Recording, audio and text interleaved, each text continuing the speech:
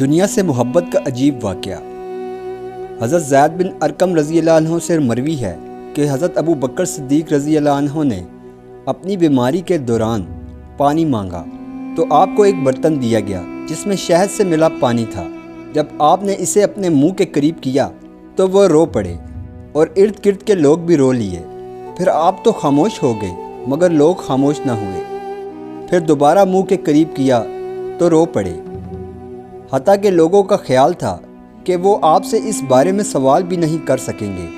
پھر آپ نے اپنے چہرے پر ہاتھ پھیرا اور افاقہ ہوا۔ تب لوگوں نے پوچھا، اس رونے پر آپ کو کس چیز نے ابھارا؟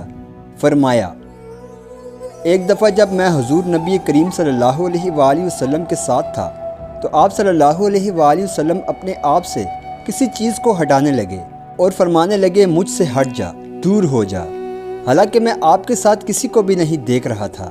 میں نے عرض کیا، یا رسول اللہ صلی اللہ علیہ وآلہ وسلم، میں نے آپ کو اپنے آپ سے کوئی چیز ہٹاتے دیکھا، حالانکہ میں آپ کے ساتھ کسی کو بھی نہیں دیکھتا۔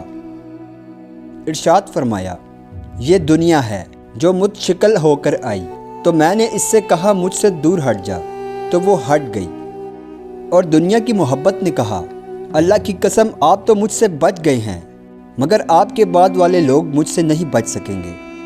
حضور اکرم صلی اللہ علیہ وآلہ وسلم کے ارشاد کی وجہ سے اب مجھے خوف ہوا کہ کہیں دنیا مجھے چمٹ گئی ہے، بس یہ ہے جس نے مجھے رلا دیا۔